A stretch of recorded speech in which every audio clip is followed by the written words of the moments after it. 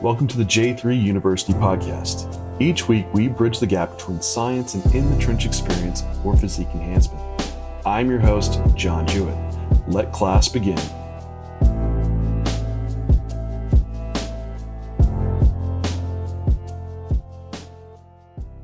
Welcome, everyone, to the J3U podcast. This is the Coaches Corner, where the coaches, answer all your questions that we get through messages and on Instagram. So we have quite a few today. And today I'm just joined with Cory Hagman. No Joseph today. So Cory, how are you doing?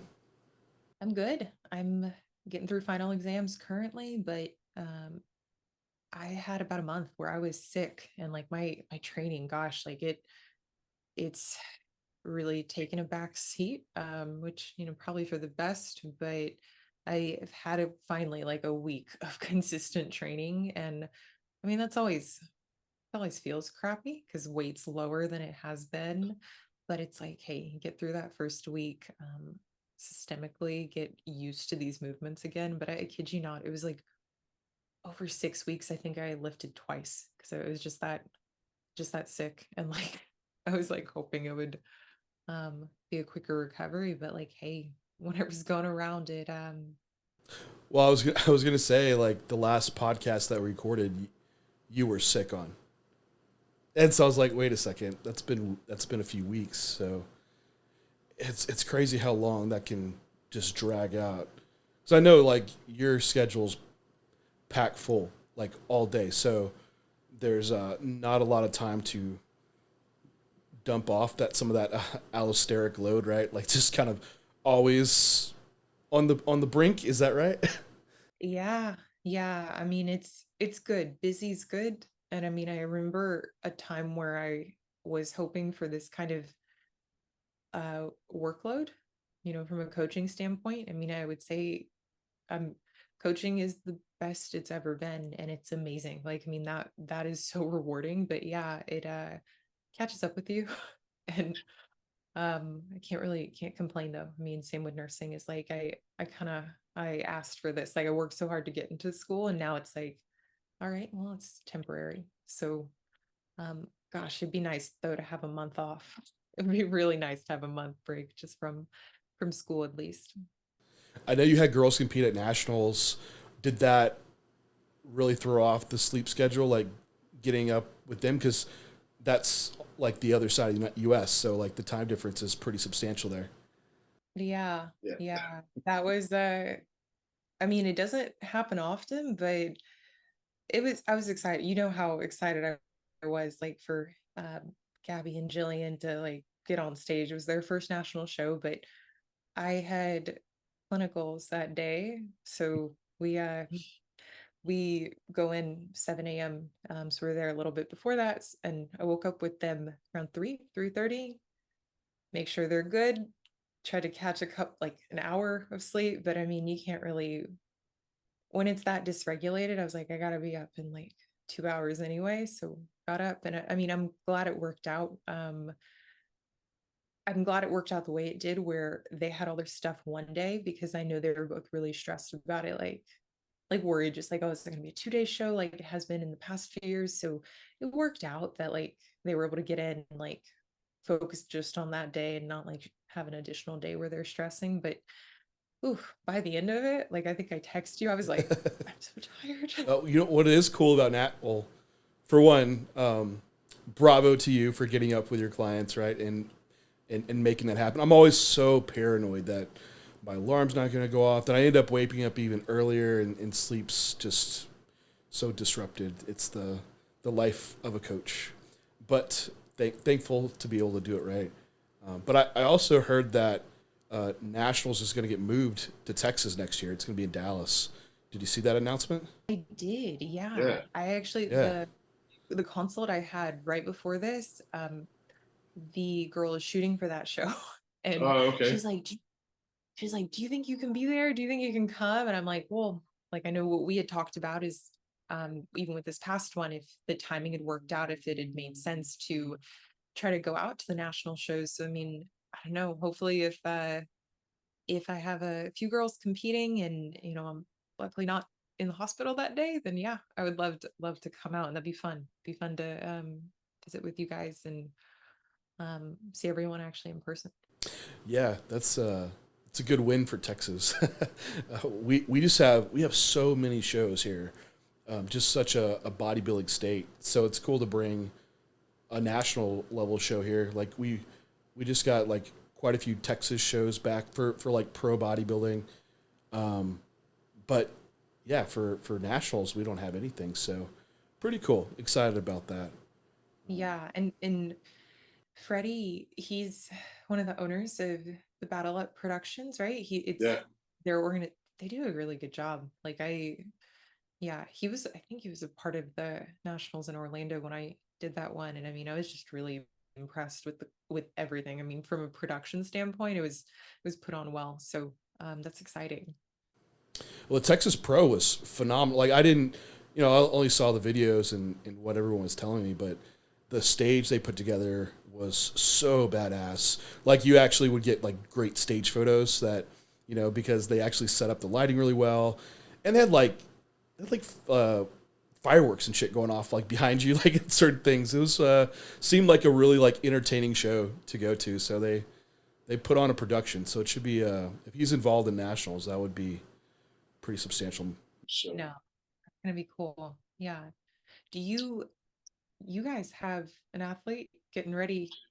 Yeah, yeah, yeah. So this week finally chilled out a bit for me because what just happened is the female module came out yesterday, which whenever this is coming out, it's been out for like a couple weeks now. But so that's been like a buildup of like making sure everything's working in the app and on the website, and then just preparing all the launch materials, and it finally is here. So we've had like such it.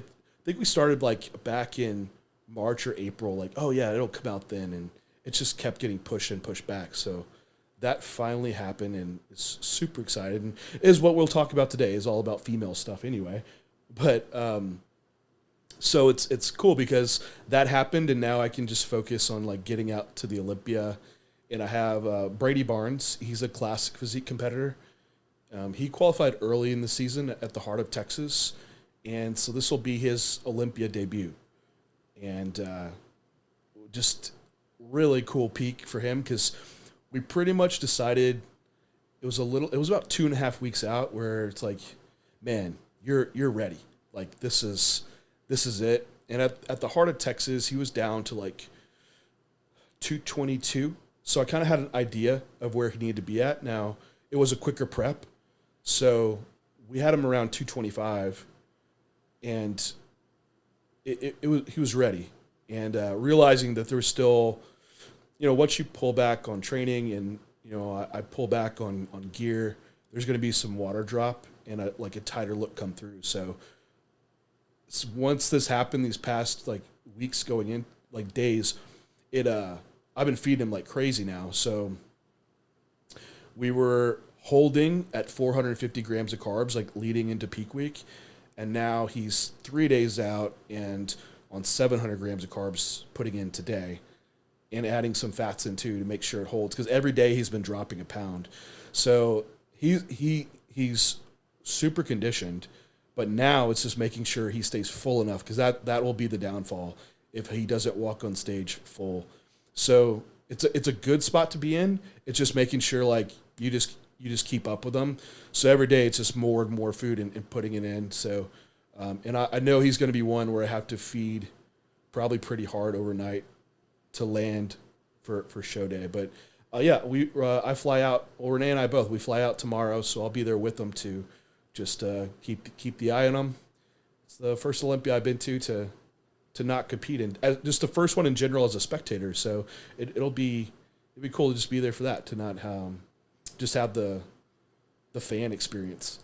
Yeah, yeah. Oh, that's so exciting and great experience for him to have his coach there. And like, I mean, to like be ready, just going into that feeling so prepared. I mean, he's gotta he's gotta be nervous, I'm sure, because it's so exciting, but like at the same time, it's normal. And I mean, it's because you care. But it's a lot easier to get on stage when you know, like, hey, I have it all dialed in and conditioning's on point, and now it's just like repeating this look.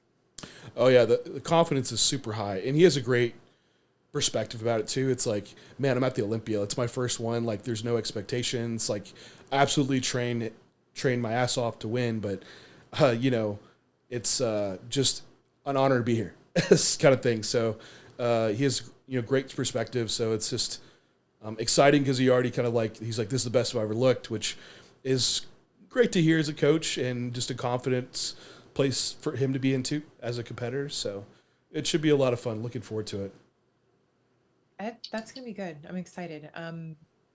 Yeah, we I have like 10 questions I could ask you just about his prep and like just more about that because I'm curious and I feel like I learn a lot that way. But I know people want to get to the female drug questions. So We will stay on topic then. Maybe after the show, then we can do one on just peaking. We can talk about your peak weeks and then also what kind of ended up happening with Brady because it might get more interesting with even more food. So I can share on the next one.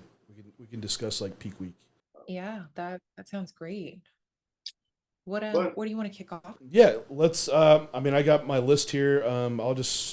I'll start this one off because someone had asked on my IG story about the safety of aromatase inhibitors and their usage, and which it's a loaded one. So I've answered this one based off like what she had initially asked, which around the safety, and so they are approved for human usage. They've gone through all clinical trials and toxicology testing, and their approved usage is for the treatment of breast cancer.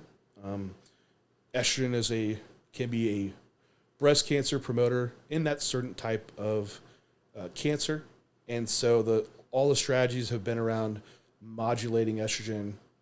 One route being using an aromatase inhibitor. Now you have to understand that within that population, they already have like a disease state. So looking at long-term outcomes could get a little muddied around the issues that come along with those conditions.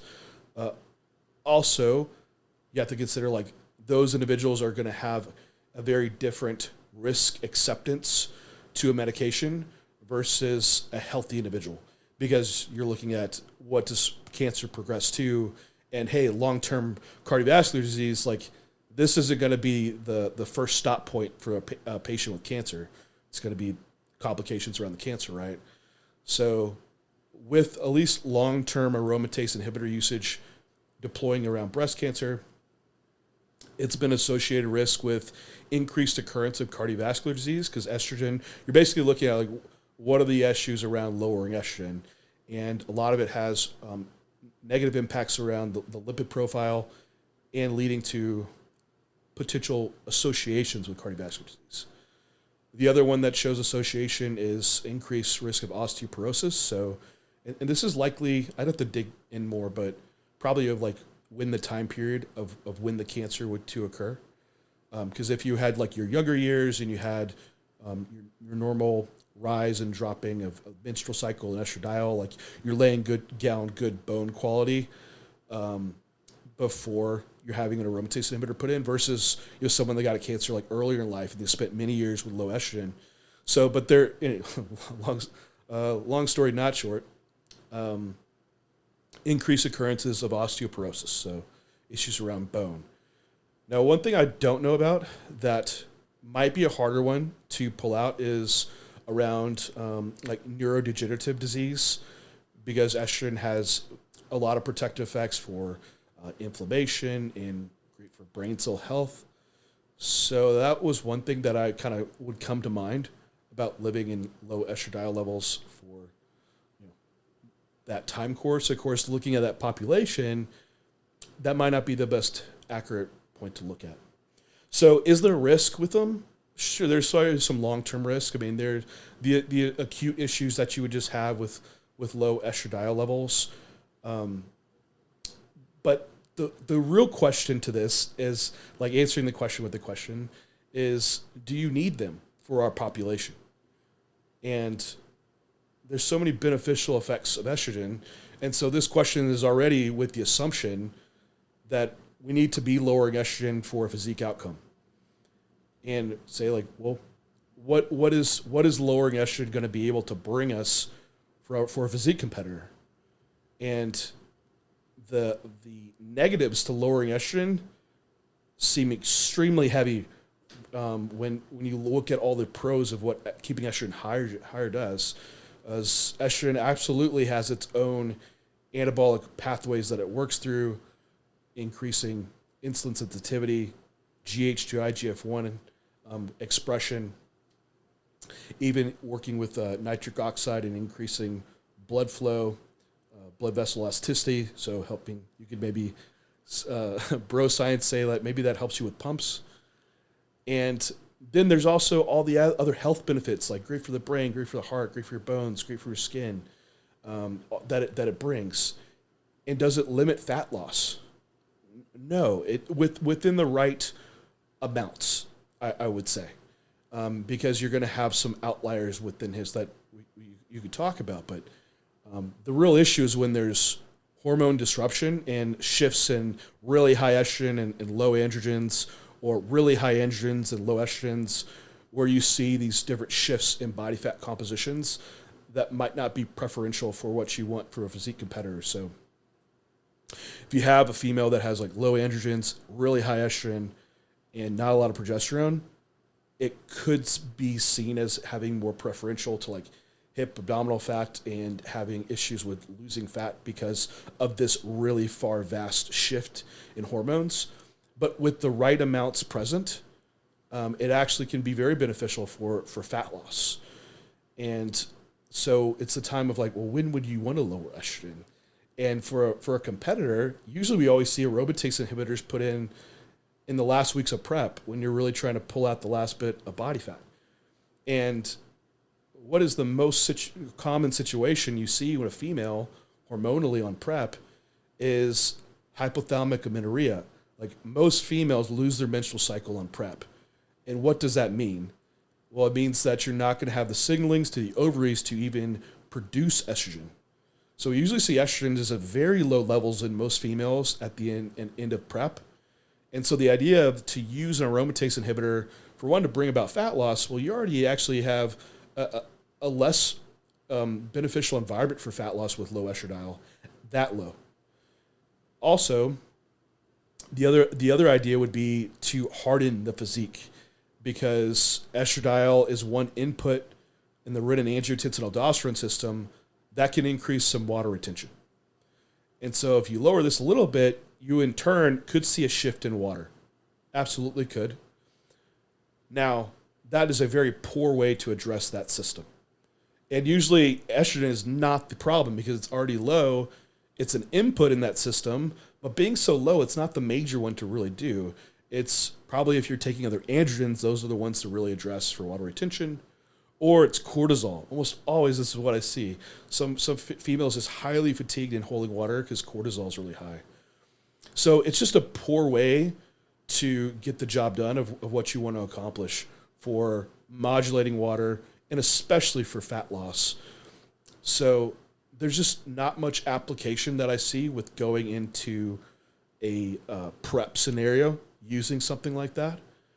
I do see that females that have like hormone patterns where you have estrogen excess, where there's a lot of things that we can do to help with metabolizing, excreting estradiol before we just throw a drug in and balancing out hormones. And that's, I think with looking at hormone clinics, they're so quick to just throw all the drugs at it when there's a lot you can do to make your body work optimally without going to different drugs to do so. Now, that's not to say that it never has an application. There's cases where it may. I just want people to be aware, to have that logical thought process and framework to be able to say, is estrogen really the issue that I need to address in this client to bring about the look that I want? So it's not so much, going back to the original question, the safety of the aromatase inhibitor. It's more so, do we really need it even to begin with? I completely agree. And I think, I hope listeners can derive from that, that it's not a no, never use it. However, it is abused for a lot of female clients. And I think, who do you point to, the athlete or the coach? A large part of the time, I'm going to point to the coach because I don't exactly think, in a lot of cases, I don't think females are asking, can I take an AI? Maybe they are, but I think for one, there should be personal accountability that the athlete's held to in understanding what they're taking. I believe in that pretty strongly. Like if you're gonna ask to, hey, I'm gonna get on stage and coach starts throwing names of things that you don't know, you should do your due diligence and at least try to understand it, even globally. And it's in this case, it is something. Um, Tamoxifen is heavily heavily. There's a lot of information out there on it, and yet it's, I would say, noted as something that women just use those final few weeks of prep. But how many of those athletes took the time to search, a Google search, what is it? If they don't know what it is, and they don't understand like really the mechanism of action. I'm not talking about the really in-depth processes. However, if they can't understand like what it's doing and why it's appropriate, or claiming it's claimed to be appropriate in their setting, um, I I think the athlete is failing to do their part in that process. Sure, trust your coach and reasonably do what they say, but it's also important to know what you're getting into, especially when you start dabbling in stuff for the first time and when you're trying to compete at the highest level. If the highest level for that athlete is nationals, okay, but understand what you're doing, why you're doing it, and those risks. Take those risks on with an informed consent. And I would say, there's pretty good evidence. I believe on the uh, the exercises that uh, providers will have um, patients who are in remission who were on extended use of different AIs, who they note there's a pretty big decline with their cognitive function. And I mean, granted, like you mentioned, hey, in that population, it's hard to apply that to healthy individuals because we don't know the metrics in which um, neurological deficits are being measured. And I think that's fair to like not extrapolate something and connect it on, inappropriately. But I also am like, man, let's go back to what you said. Why are we using this? Is it actually necessary, or is the coach not monitoring or having the client monitor fatigue, water intake, all of those variables that can contribute to excess water retention? Do we even have a baseline to establish what does this athlete run at naturally? What is their estrogen when they're healthiest? Because pre-contest, like, I mean, we should have that baseline. So I do put it on both parties in different ways, but I think like a lot of people can avoid being put into positions where they're taking something and then having to correct issues from an AI. If they were to one just understand, hey, what is the purpose, and how is this going to affect me? Do I accept those risks? And hopefully through that education, they also see like, wait, but I'm only getting 6 hours of sleep at best. I'm also not being really consistent with my water intake. Oh, hey, this water retention I seem to be holding, I hold it every single month around this time. It comes off in a few days. Like there's nothing to like overreact about. Or in the case, hey, that individual does need an AI in place. Well, do we have a strategy that we know works, or are we just like implementing one last minute? Are we doing it? Are we trialing it the tail end of prep? So it's a lot to consider, but I really like how you broke that down. You laid some heavy stuff on there. You just brought in mind that Washington Post article that just got put out. Did you see that? Yes, I did. And I actually, I don't think I've told you, the author reached out to me to want to interview me. And Really? I never set it up with her because Hmm. I think our schedules, there was a conflict. And then the first Washington Post article came out about the photographs. And I was like, I don't, I get a sense that some things are being twisted from Hmm. on the media side, but also from the people being interviewed. And I don't want to be caught up in something where I'm not voicing a truth, or the truth I'm voicing is manipulated. So I was like, you know what, I'm just not gonna get involved with this. But I was really surprised. There's some pretty big names. Yeah. Yeah, yeah. You just wonder, like, how did randomly that come about? Like, who was, where was the motive driven from that? To which that's all. This is a way off topic from like our questions, but anyway, I'll bring it back in. I won't go there.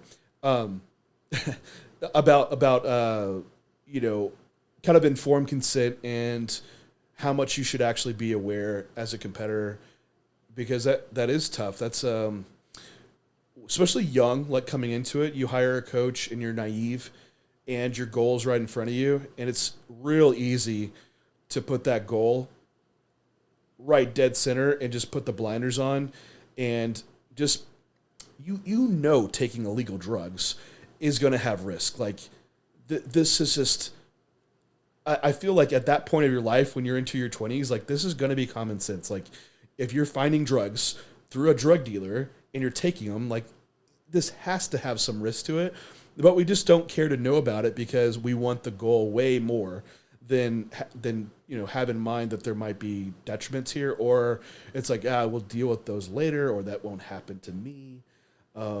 So yeah, I think it's just a little bit naive, but I think just having the awareness is extremely important.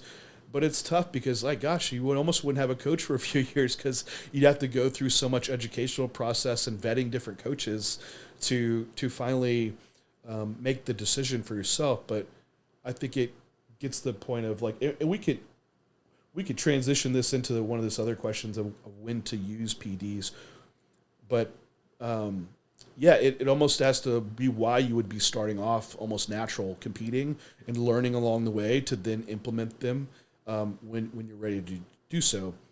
So we can maybe talk about that in that next question. But you're absolutely right. Like the use of aromatase inhibitors in SERMs is just at abusive level. Like I even for males, like it's just I've been on preps where literally I was told to take like Arimidex every day, Eximestane, another AI. Why would you combine them? Like, there's already two present. like both of them together, and a Serum and Nolvadex. And I was like, then I looked at like my stack design. I'm like, I'm not taking very much testosterone. Like, how much estrogen could be around here? And that's when it makes you start asking the questions like, hey, this just doesn't make sense. And that's what kind of spurred on just me just like having to figure this stuff out and coach myself. So, but I see that with females too. Like, you don't have a menstrual cycle anymore. You're taking Arimidex and Nolvadex. How does this make any sense?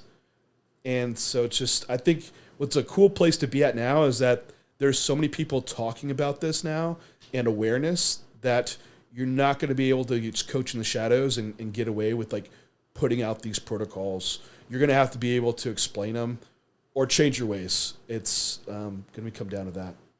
Absolutely. And I think they I think it was Justin Shire who talked about why you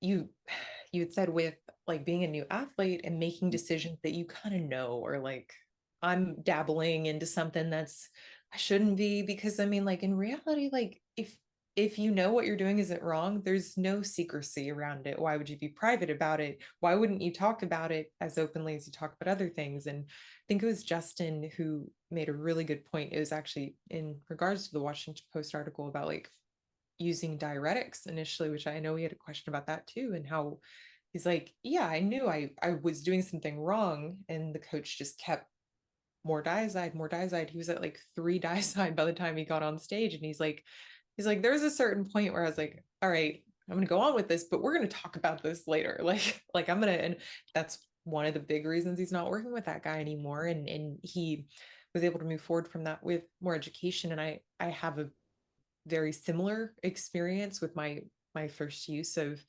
both AIs and diazide. And it was like, I know I shouldn't be doing this. I'm gonna trust who I'm working with, but I don't like feeling so conflicted this close to show. Like I know this isn't right. I know this goes against every like educated person's stance on this. Um I don't think I think I had just started following you and tuning in to, I think I just joined Jane through you at this time. And I was like, man, like this goes against everything I know I should be doing. What do I want to do? Well, I need to revisit this and I need to seek external guidance because the situation I'm in, I don't I don't think I should be following this kind of protocol, and it shouldn't be treated as like this is our plan A. And I think that's the issue we both see with female peaking, but also just female prep, female fat loss is the plan A sucks. Like it has things in place that shouldn't be in place. That shouldn't be how you get someone conditioned. Yeah, agreed. It's funny. I see that confliction a lot of times when people come into J3U. They'll post something in the forum like, "This is what I'm doing with my coach," and don't know, like it doesn't match up what I'm learning here. It's like, how do I go about this? And yeah, it's tough. It's fair enough. Like I'm not here to like call out some coach, and I'm also not here to say that I have it all figured out either, or my way is the only way either. I do try to like, we both try to present like a framework to work within, and there's going to be deviations within that. There's going to be some rarities of application for things, but there's always never like usually there's only a few like nevers and always that you should be doing. But yeah, once you run into situations where it's like that far against the grain of what logically makes sense, this is probably too far beyond the point of like having your coach explain it. You might need to just move on if that's their only way of doing things. Um, let's jump into that question since you like kind of went there about diuretic use on prep. Is it bad? That was the question. Is it bad or does it ever have an application? You kind of already alluded to the answer here, but Yeah, I think and it kind of applies to the AI question as well. It's like with diuretics, if you need, and I guess I'm going to speak anecdotally because I know I I don't think when I've gotten on stage I've needed a diuretic. Have I used them? Yes. Do I think it was a misuse of it? Yes. I think most of the time it is a misuse. Um, sure, there are times where maybe there's an argument, maybe, but even then, I don't think that should be put into people's minds as like, this is how we're planning to get on stage if everything goes correctly. Um, I will say, I think a lot of bikini competitors, I think the issue that they're trying to compensate for indirectly is not having the muscle they need. Therefore, to achieve this really elite conditioning, they shouldn't be having to get that condition to get their tie-ins to show. And I fall into this category. Like you should have more muscle so that the fat loss, it's not gonna be easier, but you're just not gonna have to like dig so hard to get down to that conditioning to get your physique in balance. And I think I think it's a compensation a lot of the times. It's trying to correct a problem that truly, if you looked at it more from an efficiency standpoint, you would be like, well, hey, the hard conversation with that client is to be like, you don't have enough muscle. You're gonna need a year, maybe shorter, maybe 6 months. You're probably gonna need a year. Um, to get where you need to be. And the alternative, this is how it's going to go. You're going to prep. We're going to diet you down really hard, and then you're not going to be ready. And then I'm going to tell you you're not going to be ready. And then you're going to be like, well, this girl's ready. She's using this. Can I use it? And it's, it's okay to be naive and to see, hey, this is the pattern across other athletes or with other coaches. But like, I think collectively, if if the approach is more geared towards how can I do this without having to compensate in these other ways that aren't really helpful and actually a deterrent from your look. Like, I think people are going to do better. I think they're going to stay safer, and ultimately you're not going to go into preps with this idea like, okay, when are we throwing in Diazide? Are we using it Monday for peak week? Like, it's really really concerning. Like, some of the protocols people they treat or see as standard. It's just what we do. And I think you're doing a really really amazing job, like kind of correcting that while still giving people the autonomy to be like, okay, I'm going to not do this because I believe it's not going to make me look better and it's not necessary. Yeah, we see so often that people just look phenomenal, like already going into peak week, like they're conditioned, they're actually stage lean, and it makes you wonder, like, why don't you just go on stage like that? It's like, oh no, there's some other look I can bring about, and it's going to be harder when I, manipulate water. Or we also see the time like after the show, then they look amazing. They're like, I looked amazing the next day or 2 days after the show. Why couldn't I look like that on stage? And so you have these moments of like before peak week, right after the show, you looked your best. So what'd you do at the show that ruined it? And almost, 9 times out of 10, you always hear some type of diuretic was in place or some large water reduction or both. And so it just has to get down to not following just a pre laid out protocol of like this is what we just do on peak week. It's we carb up, we cut water, we take Diazide, you get on stage. That's very typical of what you hear. It has to look at the person, and it's a needs basis day by day of what needs to occur, and to have a real accurate picture of that before you get into peak week. Is it fat or water? That's what it needs to come down to make sure you can do your best job to get someone 7 days out and they look like they could walk on stage at some point of the day. And if you found that look, just put them on stage like that. Like, that's going to be much, for one, a confidence aspect for them, but also from a coaching perspective, much more logistically easy for you to nail with how crazy shows are. Like, Luke just messaged me. He's at the Amateur Olympia. Class C was about to go on for physique, and they called a 1 hour intermission. Like, shit, what do you... Yeah, no big deal.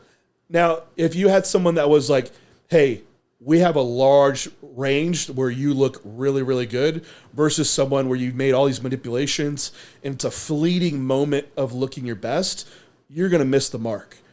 So there's a lot of considerations of why I would try to go about that, especially for newer coaches and newer athletes, to bring something consistent to stage that can be really, really good. But a lot of times the diuretic, it's not that you're going to get like 1% better. There's usually a large shift to getting worse. Especially, it's just thinking. It's just logically thinking on these things. Like, if you look amazing, go out there like that. Or if you woke up in the morning and you know on peak week, you look flat as hell, how are you going to take a Diazide and the next day all of a sudden look fuller? It's just like, no, you're going to look even flatter when weight comes down. So it's just a lot of times the thought process, even in coaching, just isn't making sense. But I will say there's sometimes could be application for a diuretic. It's just rare now that I've actually like gone through this process of trying to pull back all the whys of why are things occurring, how do I need to manage them, and the instance where even a diuretic comes up, it's very just pretty rare. It's usually like an instance where it's almost just try to problem solve at the end of prep because someone like extremely stressed, they didn't sleep at all, and they all of a sudden are holding a bunch of water. A flight happened last minute, and there's not enough manipulation that you could do through with time and your own water that you might need to do something like that. But that's like it's already a worst case scenario. It's already shit. Like, it's not going to be their best. We're just trying to manage this what we can. Other applications might be like multi-day shows where you actually do need to keep someone on low water. there might be some application within that. I know some people have brought up, what about really high androgen usage with male bodybuilders, like large bodybuilders, right? Because you're having a lot of inputs for the renin-angiotensin-aldosterone system. So, whatever, testosterone's high, estrogen's high, aldosterone could be up higher, growth hormone could be up higher. Like all these things are causing more water retention, and just using like an ARB is one thing to reduce the inputs, and it's not enough. Would that be an instance? And yeah, potentially that would be. I'd say there's a few things that we can do to try to pull that back, though, of stack design, reducing growth hormone, switching compounds around, and then you see how that person would look, and then you can make those manipulations. So it's just it's situational, but a lot of times, like, hell, look at our open bodybuilders right now. They are super hard already, like a week out. Like several of them could almost walk on stage at those moments of the day. So I guarantee a lot of those guys, they aren't doing as much manipulation as what some might think. And it's the guys that are probably not in shape that are trying to do the most. If if you don't need a diazide, I don't need a diazide. And I think you said that very respectfully but kindly when a while ago. Like it doesn't make sense. Doesn't make sense if these top guys who are coming in razor hard and coming in full, looking good, they're not missing their peak. If they're not overdoing it, or if they're contemplating even using one, I think it's I think it's good perspective for the athlete to consider, or the coach to consider. I did have a side question. Would you ever consider a renin inhibitor? Is that a thing that, and this is more coming from like my schooling and education, and just understanding where ARBs would fall for those individuals. Would a renin inhibitor, is there a reason that wouldn't, where it works in the system? uh, I don't even know if that is that a drug? Because I don't know if that's even, is it? Do you know of this? Yeah. Okay. I'm just not familiar with it then. Yeah.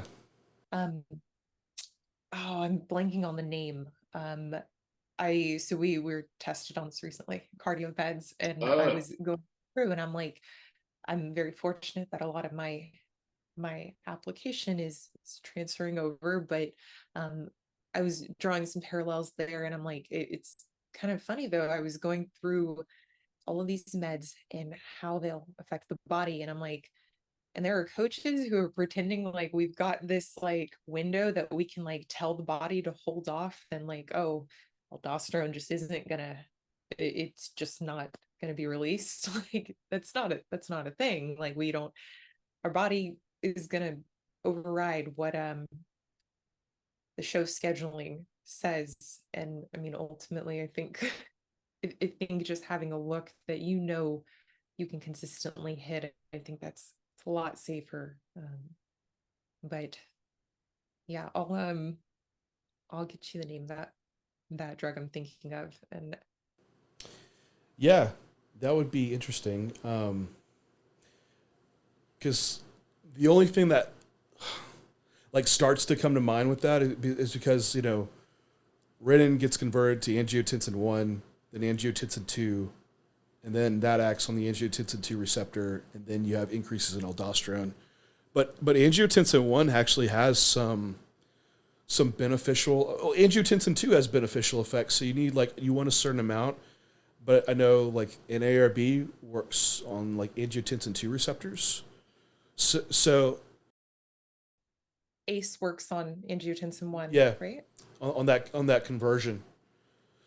So I would want, I don't know. I guess you have to look at the drug and see if you're losing out on some aspect you'd want around it. But yeah, no, that's a good question. I'm not sure. Yeah, I'll do a little digging on that and let you know what I find. Yes, I mean, and so yeah, if you had, I guess, enough inputs to where aldosterone was higher, Some people use like aldactone, just aldosterone blocker, or you use something like short term like diazide. But I've used both. Like in some of the preps I've done, you start early in the week in aldactone because it takes a long time to kind of build up the system, and then like the quick effects of shifting waters with diazide. But again, I Aldactone is potassium sparing, right? yeah, and so's diazides. Yeah, it's really, really just a last minute like thing that we see, and it's like, man, you're running a big risk messing something up that you worked months to perfect, to just hope that you nail it and that you're on stage at the right time. But I mean, yeah, I think it should be something, if you're, I think, gonna have in place, you know how it's gonna affect you, and can justify it. But I think having it like standardized is like, hey, let's just agree we're gonna do this in 6 months for athletes who are not on high androgen loads. I think I think it can be done a lot better. I really think you could peak open guys without doing it too. It's just it's crazy to try to know how complicated they work, and then the environment that you're trying to also that you're not able to control as well, right? Because you have an environment that's shifting. Like you have someone that's moving in like day before show day, like that's all completely different. On a daily basis, like electrolytes and fluid balance is increasing as you're eating and drinking. Then you're going to put in a diuretic, which is going to throw that into like hyperdrive and start shifting fluids and electrolytes around. Like, how are you going to manage all that? Like, once you have that moving with like a diuretic, it's really hard to keep up with it and try to control it. So it's so often it's just a disaster. It just really really is. Yeah.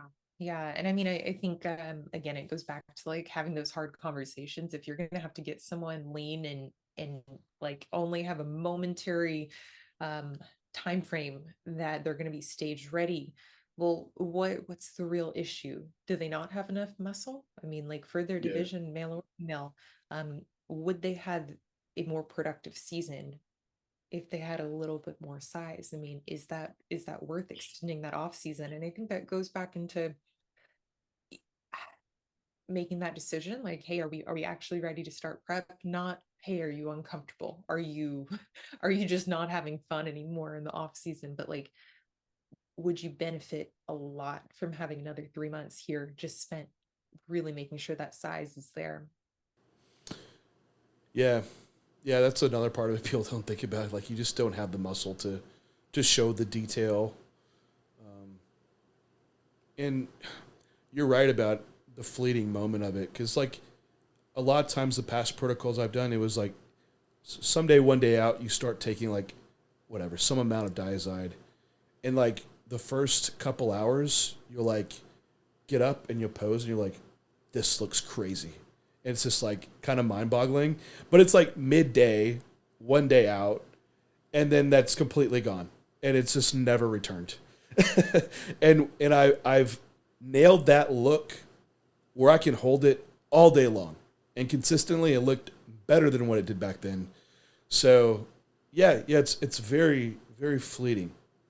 And it's at least just anecdotally for myself, I've been able to recreate a better look without the use, and for a lot of clients as well too. So Sorry, last thing, I know we beat this like pretty yeah, hard to death, which, it sorry. needs to be. It does. We're gonna keep doing podcasts on this until Yeah. until people stop using them. I think it's also like, I with Gabby and Jillian and my two previous clients who competed in October, um, a lot of not so much the girls competing at nationals, but I think it is very common, even if someone's not considering using a diuretic, for instance. I think it's very common to have that hesitation around still drinking water or not cutting it, especially when they see other people other people cutting water, other people, oh, you don't have your gallon with you. Yeah, no, we cut water this morning, Friday before for the show. And that was a really important part. I stressed for my athletes this year to be like, hey, here are the consequences if you get nervous and stop drinking water. Like I get you're gonna want to. I know because you're gonna be uncomfortable and you're gonna be scared that like we're ruining the look by drinking water. Here's what will happen if you stop. And I mean, you already touched on it about your body trying to achieve homeostasis and responding immediately based on any kind of fluid shift. But um, something we did with me this year, we actually, I don't know if you recall, we increased my water from 1.5 gallons, an additional liter, just to have that padding. So if there was anything that occurred, or if we did want to just bring water down even slightly, there wasn't that spike of aldosterone, and there wasn't the potential problem of then having some water retention. And I think it's important to know that as the athlete, if you've never not manipulated water, like, hey, it's there's a consequence to this. It's not if, it's when. So like the consistency, if it's there, you can bring that look that you've been seeing in the gym, that like, hey, this is the best I've ever looked. But not if you cut your water or you just stop drinking or forget to drink on show day if you're just running around, not if you're not prioritizing it, which does that can happen. Yeah, it's just coming down to like we keep bringing it back is assessing what you need for that best look to occur. And for a lot of people, once you find it, you might need to be some water reductions to kind of hold it so it doesn't keep going up. You might find some people that do look better like first thing in the morning. It does happen. And that does mean that you're going to be on lower water for the day. It happens. Like I can speak for Renee. And Renee gets very conditioned, but she'll lose a lot of that. Like the moment we put like fluids in between meals, it just gets watery, softer, quick. And it's not about like just you try a lot of things like protein veg, like just fats, like on show day. It just needs to be where like she basically just have some water with meals, and we can hold that for the day. But what you're bringing up is like eventually that will kick back, and you're going to have issues. So for like a multi-day show, or if you're starting to do this on the Friday and you need to go have that carry out all the way into finals, like this is when you probably could run into some issues around it. So fluids could be manipulated a little bit, but just within like the smaller time frame window, but not these large time frames that some people are doing, or just under the assumption that they'll always look better, right? Because that's usually where we see just people just get too dehydrated, and you're not just losing water outside the muscle. Most of the water is inside the muscle, so you're making a sacrifice, right? How much do you want to lose outside versus how much is going to come from inside, and does that improve the look, or does it hurt it? Some level of like water reduction might be good, but to a point where then you'll just get flat and then it won't be as good. So what's the balance there?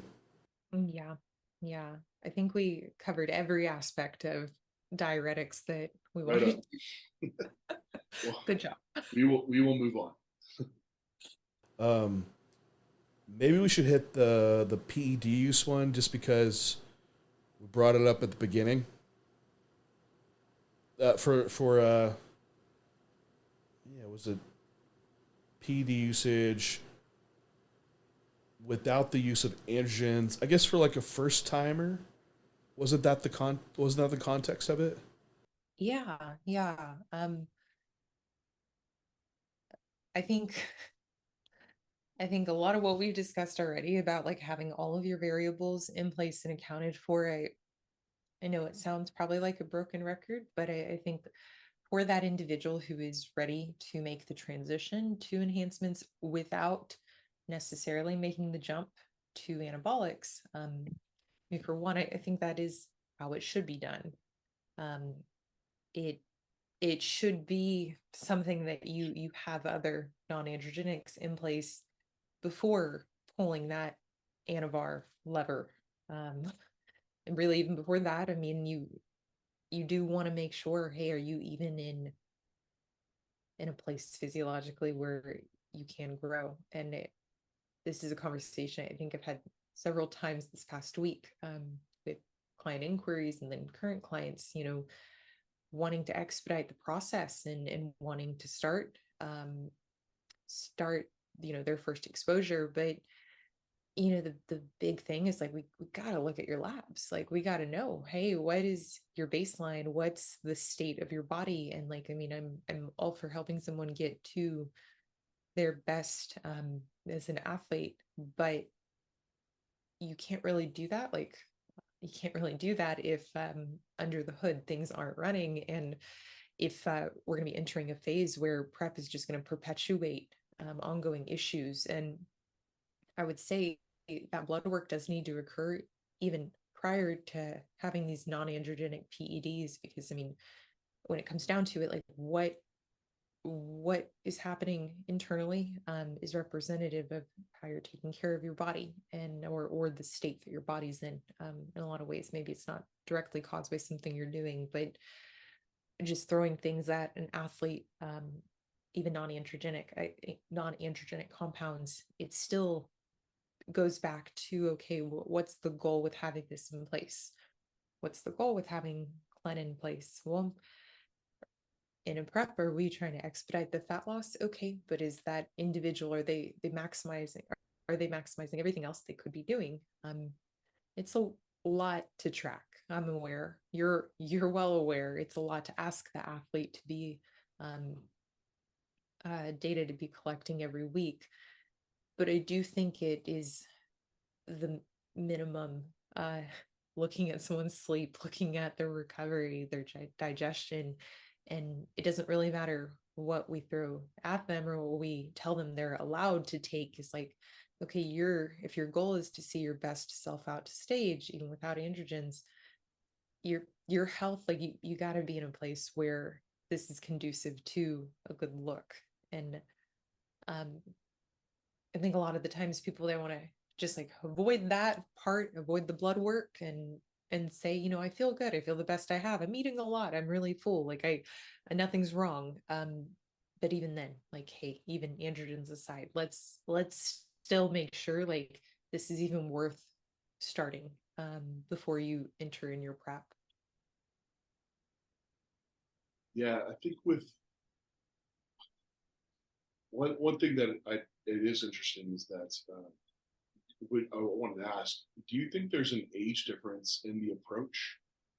Say a 21-year-old female coming in versus a 31-year-old, or say like even a 35-year-old female, at the timeline of how you would approach, like as far as risk goes, and like uh, early introduction. Do you think that differs at all, like in age? Yeah, I do. But I think the 20-year-olds, I guess I would want to cross-reference it with the individual's experience.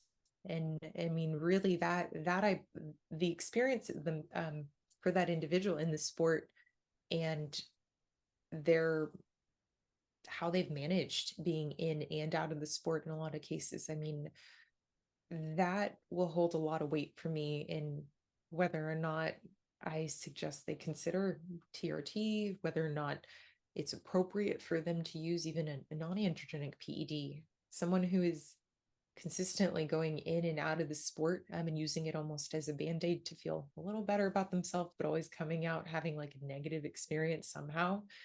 I don't know if that individual, despite age, I don't know if I would recommend that they do take that next step to advance themselves.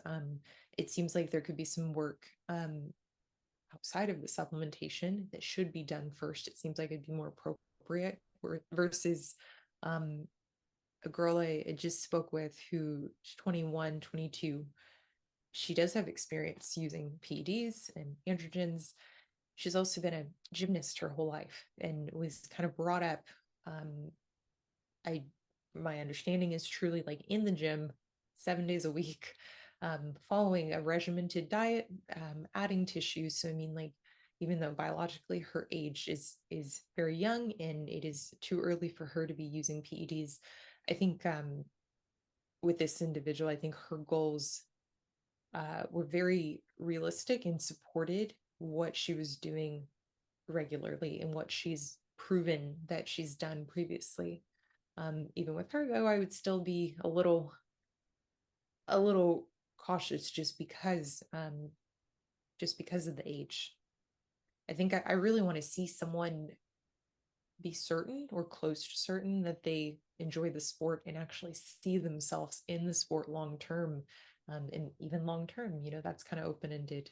But I don't want to recommend someone start using enhancements if it seems like, hey, and after this show, they're going to dip out and they're not going to compete again. They're not even going to be at the gym in 6 months. I mean, it's unfortunate, but we do see that happen with a lot of individuals who get into this.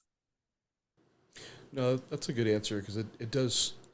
I think it does just truly depend on the individual as far as the rates you would push them through. Because someone that's young, typically, you're not as emotionally mature, and you probably aren't thinking long term, and you're more risk adverse.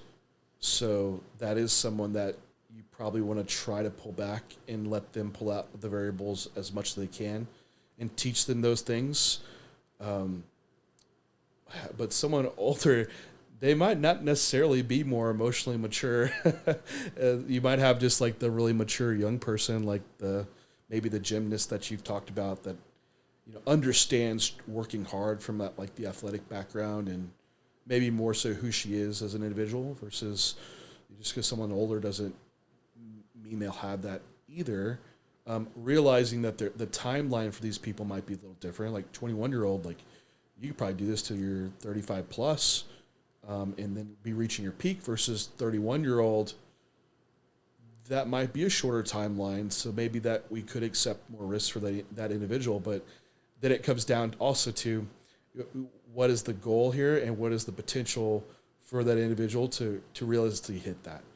Um, so you have to weigh that out a little bit. But it'd be nice just to see the response, at least for 6 months with a client before we make decisions to jump into enhancements. So as a coach, you have a better gauge of, all right, this person has some potential to really go far here.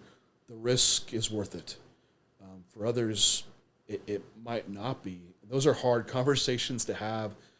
And kind of where that changes, like for the older female, right? You're getting into this in your 40s. Like I see this happen. And if you love it, you love it. It is what it is. But the potential to go all the way is very much diminished versus someone that's starting out younger. Like once you kind of reach a certain timeline for individuals. So yeah, but I think the framework's the same, right? The assessment, how we would introduce them, it all kind of is relatively the same across those cases. Absolutely.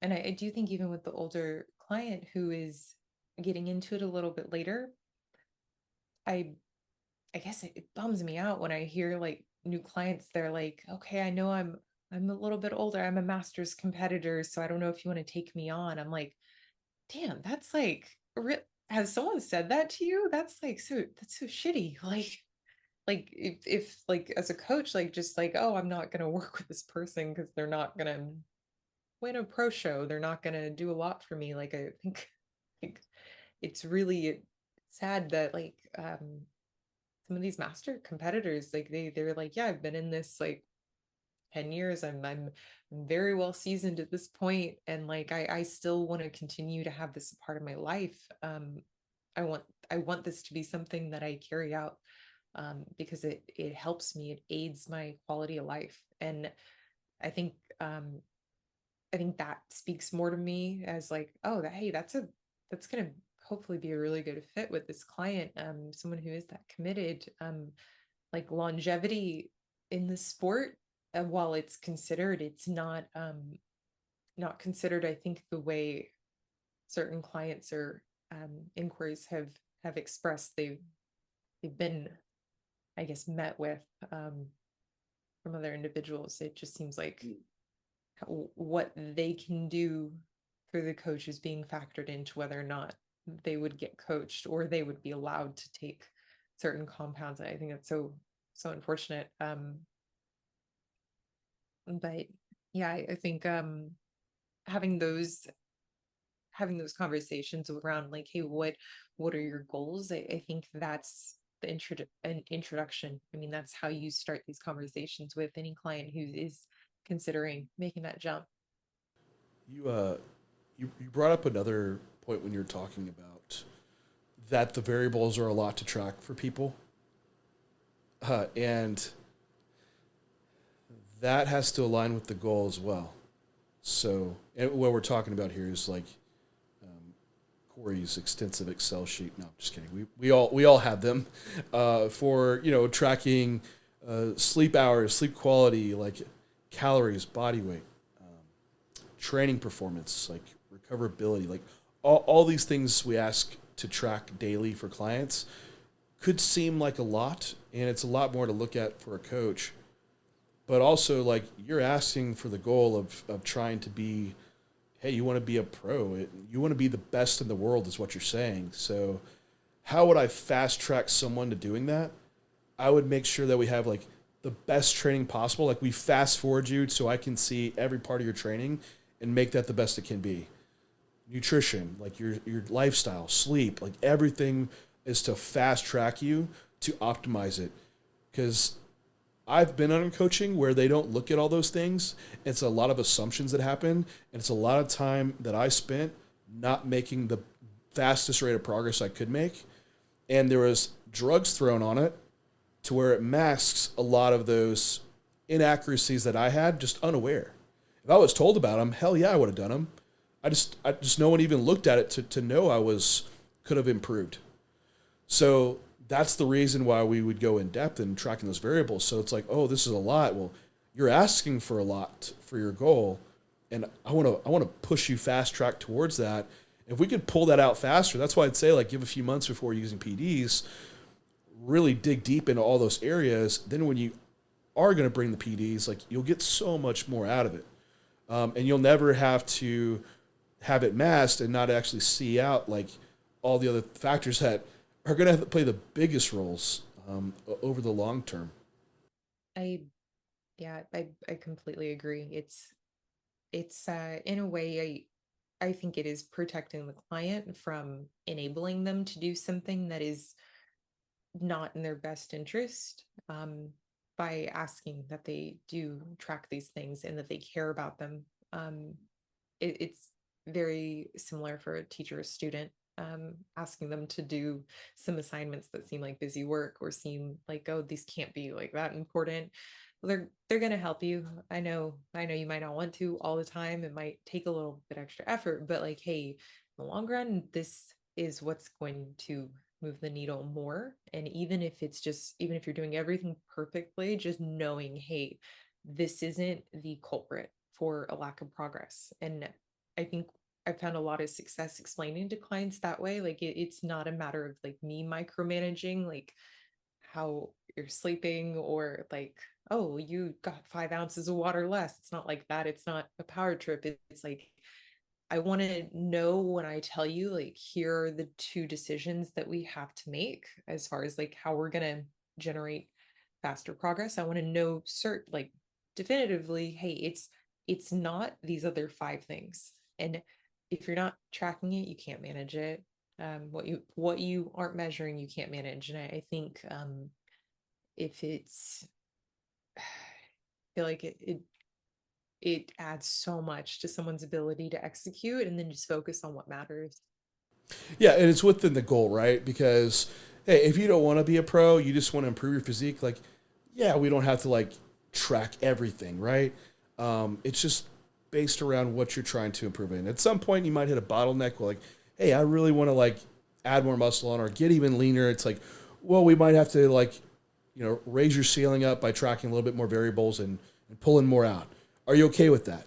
Like, yeah, for sure. Like, okay, we can go there. But for Cory and I, like, we're primarily working with competitors. So that's the goal is setting the expectation of what we're pulling out of people. Is setting the expectation, and even those for those lifestyle clients like who are interested, who have that desire to treat Yeah. their goals like competitive athletes. It's like I've run into this constantly where athletes are like, I don't want to get on stage, but I want you to give me that same attention to detail. I'm like, cool, you get a Yeah. spreadsheet, you get a spreadsheet, like Fair you're enough. fill it out. They appreciate being held to a standard that I think it's I think it's kind of been pushed to the side unless their goal is to be competitive.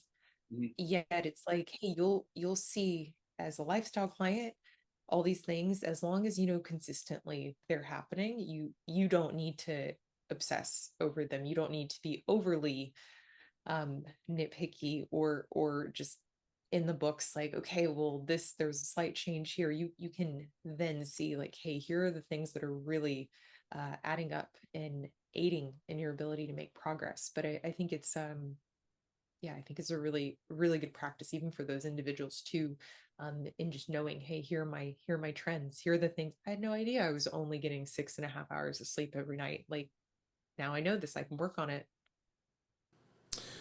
Yeah, I think I think that'll be a good segue to wrapping this up. It's just being overall everything we've talked about is awareness, right? It's awareness of what you're doing, whether it's surrounding PDs, peak week, and diuretic usage, or just self awareness of tracking your own variables and trying to get more out of them. It's trying to just always improve yourself and bring about the best version, which requires you have to being a little bit introspective in everything that we do. It's physique competition. It's not like when we grew up and you're trying to jump into a sport and you have all of a sudden surrounded by coaches. You're very much on your own to figure a lot out. So it does require a lot, and it's just part of what you will have to do to truly see out your best. You will have to learn in this sport or competition, whatever you want to call it. So anyway, if you do want coaching, uh, Cory maybe has open spots. I know you're like slammed in school.